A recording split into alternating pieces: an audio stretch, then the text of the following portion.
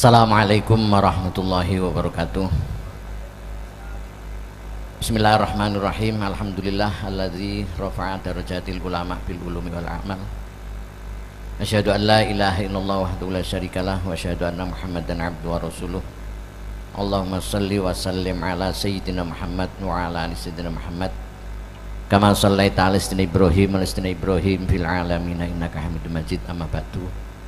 Hadratil muhtaramin, para kiai, para hadirin, langsung saja kami bacakan apa yang menjadi kesimpulan apa yang telah disampaikan oleh beliau Hadratus Syekh Kiai Muhammad Said Abdul Rahim.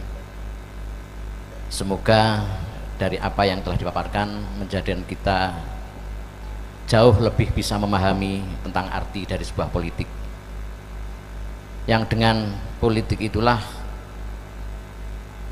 yang sekiranya akan bisa membawa, akan diarahkan kemana bangsa ini 5 tahun ke depan. Maka dari itu dalam kesimpulannya, pandai-pandailah memilih agar kita tidak masuk lubang untuk yang kedua kalinya dengan lubang yang sama. Sedikit kesimpulan yang bisa sampaikan, halaqah kebangsaan dan ijma' ulama Jawa Timur dan Jawa Tengah untuk perubahan Indonesia di Pondok Pesantren Ma'hadul Ulum As-Syariah Sarang Rembang, Senin tanggal 25 Desember 2023 Masehi. Memilih pemimpin, apalagi memilih presiden dan wakil presiden, adalah tindakan yang bagi seorang merupakan hal yang harus dipertanggungjawabkan di sisi Allah Subhanahu wa taala. Bila demikian, lalu muncul pertanyaan, wajibkah kita menerapkan hukum syariat dalam memilih presiden di Indonesia ini? Ini perlu disebut terlebih dahulu karena mempertimbangkan asas kemanfaatan. Dalam pemilihan imam, presiden dan wakil presiden tentunya harus sesuai dengan kriteria-kriteria syar'i. Karena dalam pemilihan yang bersifat ikhtiari bukan syaukah. Oleh karena itu dalam pemilihan ini kita harus merujuk kepada standar-standar kriteria seorang presiden yang kita pilih. Kita semua wajib mengetahui dalam permasalahan pilihan presiden ini dengan kependekatan ilmu fikih. Walaupun pilihan presiden ini dilakukan dengan sistem demokrasi. Karena itu para santri dan para kiai punya tanggung jawab untuk menelaah dan mengkaji apa yang kurang memenuhi persyaratan atau kurang pas dengan nilai-nilai dilihat dari segi fikih. Menghadapi pilihan presiden, ada beberapa kalangan termasuk kiai mempertanyakan siapakah yang harus dipilih salah satu dari 3 pasangan calon yang ada. Menghadapi masalah ini, Allah Ta'ala sudah menentukan tata cara dalam mengambil keputusan pilihan tersebut. Allah berfirman, wa in tanaza'tum fi syai'in farudduhu ilallah war rasul in kuntum tu'minuna billahi wal yaumil akhir dzalika khairu wa ahsanu ta'wila. Wahai orang-orang yang beriman, taatilah Allah dan taatilah Rasul Muhammad sallallahu alaihi wasallam dan ulil amri sebagai pemegang kekuasaan di antara kalian. Kemudian jika kamu berbeda pendapat tentang sesuatu, maka kembalikanlah kepada Allah, Al-Quran dan Rasulnya atau sunnahnya. Jika kamu beriman kepada Allah dan hari kemudian, yang demikian itu lebih utama bagimu dan lebih baik akibatnya.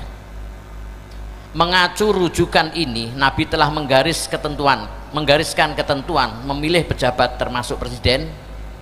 Beliau Nabi Muhammad sallallahu alaihi wasallam bersabda, "Man ista'mala 'amilan minal muslimin wa huwa ya'lamu anna fihim aula bidzalik minhu wa 'alamu bi kitabillah wa sunnati nabihi faqad khanallaha wa rasulah wa jami'al muslimin." Barang siapa memilih seseorang untuk dijadikan pemimpin pejabat sedang dia mengetahui ada orang lain yang lebih pantas dan pandai tentang Al-Quran dan sunnah Nabi, maka dia telah berkhianat kepada Allah dan Rasulnya dan orang-orang yang beriman. Hadis diriwayatkan oleh Imam Baihaqi. Dalam sistem demokrasi pertimbangan, apakah calon pemimpin yang kita pilih itu kotor, bersih, atau yang taat syariat, tidak harus menjadi pertimbangan yang penting.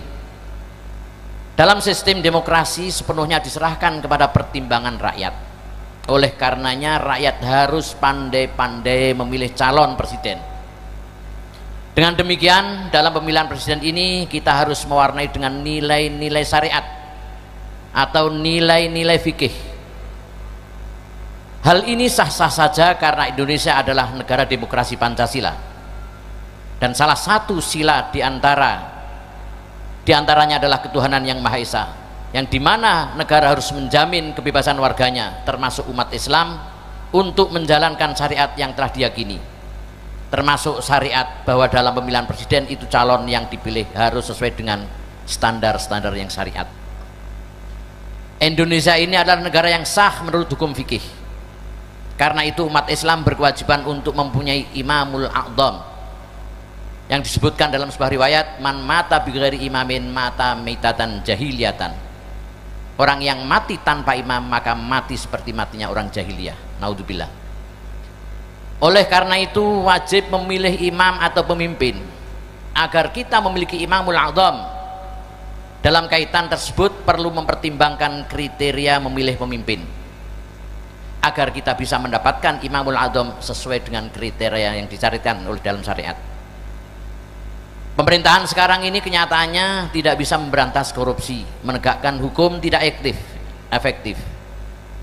Adalah pemerintahan yang fasik.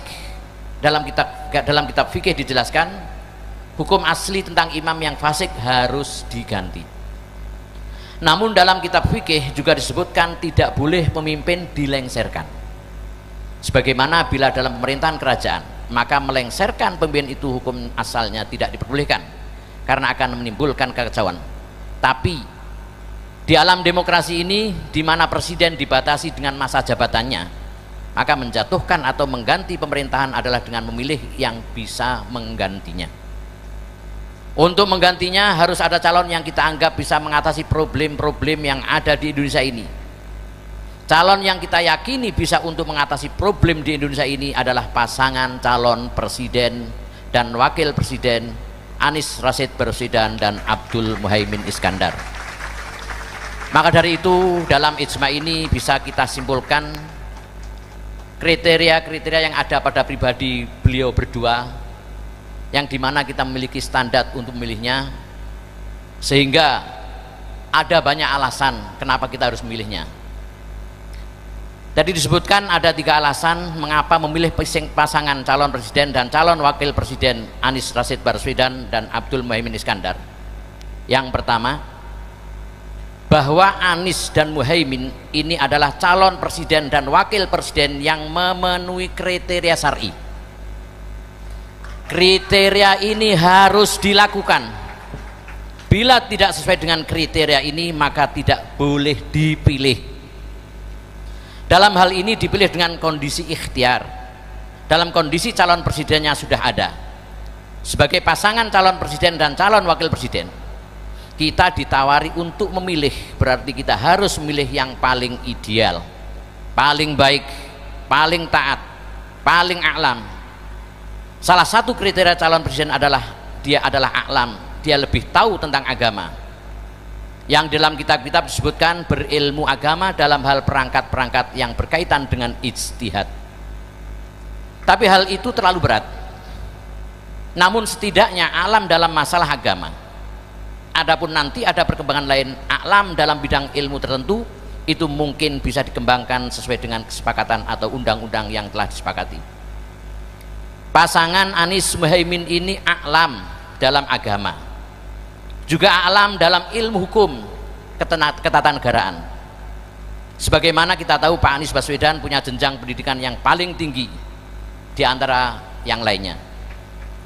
Pak Anies Baswedan paham tentang masalah pendidikan karena beliau aktivis pendidikan, pernah menjadi seorang rektor, pernah menjadi menteri pendidikan, presiden yang mengetahui masalah pendidikan ini penting karena kemajuan bangsa itu diukur sejauh mana kemajuan pendidikan di negara tersebut.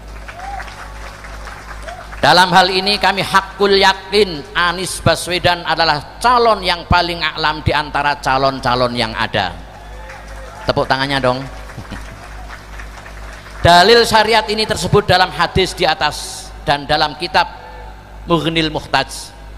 disebutkan bahwa Syekh Izzuddin berkata, ketika sulit mendapatkan kriteria taat syariat dalam diri presiden dan para hakim, maka kita mendahulukan calon yang lebih sedikit fasiknya. Yang kedua, kenapa kita harus memilih amin? Syarat kedua adalah calon yang lebih taat syariatlah yang dipilih. Untuk mengetahui mana yang lebih taat syariat harus ada ketentuan hukum. Untuk meyakinkan bahwa orang tersebut taat syariat, ada beberapa orang yang menyatakan bahwa Anies Baswedan itu taat syariat, antara lain yang tadi disebutkan Hatur Syekh, Kiai Said Akil Sirot, Kiai Sukron Makmun, dan Tengku Zulkarnain. Ketiga tokoh ini bersaksi bahwa Bapak Anies Baswedan adalah orang yang agamis, orang yang soleh. Syekh Ibrahim Al-Laqani berkata, wajibun nasbul imamil adli bisyari fa'lam la bihukmil akli. Wajib hukumnya mengangkat imam atau kepala negara yang taat syariat. Kewajiban ini berdasarkan dalil syariat, bukan hukum akal. Yang ketiga, kenapa kita harus memilih Bapak Anies? Visi misi pasangan Anies dan Muhaimin ini sesuai dengan ketentuan agama, bahwa visi misi Anies Muhaimin adalah adil makmur untuk semua. Salah satu visi keadilan dan kemakmuran itu adalah akan membuat harga-harga terjangkau, termasuk harga bahan pokok, sandang pangan untuk rakyat. Ini adalah visi yang sesuai dengan kaidah syar'i. Dalam kitab-kitab disebutkan bahwa kekayaan negara itu untuk masolihul ammah, untuk kebaikan rakyat, serta mendahulukan keperluan rakyat yang membutuhkan. Dalam kitab Asbah wan Nadhair disebutkan, wa minha annahu la yajuzu lahu ayyuqaddima fi mali baitil mal ghairal akhwats alal akhwats. Salah satu isi daripada kaidah 5 yaitu tidak diperbolehkan bagi pemimpin mendahulukan pemberian harta dari baitul mal kepada orang yang tidak lebih membutuhkan. Demikian apa yang kami sampaikan, merupakan satu sedikit kesimpulan apa yang disampaikan oleh Hadratus Syekh Kiai Muhammad Said Abdurrahim. Demikian kurang lebihnya mohon maaf. Hadanallahu wa iyyakum, wallahu yuwaffiquna lima huwa ridha. Alafu minkum. Assalamualaikum warahmatullahi wabarakatuh. Ada sedikit tambahan catatan pinggir. Setelah kita semua mengetahui dan memutuskan bahwa memilih paslon amin dalam Pilpres 2024 adalah wajib hukumnya, maka kita wajib mensosialisasikannya sebagai bagian dari amar ma'ruf nahi mungkar, sebagaimana dijelaskan dalam kitab Bughyatul Musadin, yang kurang lebih artinya amar ma'ruf nahi mungkar adalah poros agama. Maka siapapun dari umat Islam yang menjalankannya wajib didukung dan dibantu oleh yang lain, dan tidak boleh bagi siapapun berdiam diri dan mengabaikan hal tersebut meskipun ia tahu usahanya akan sia-sia. Demikian, assalamualaikum warahmatullahi wabarakatuh.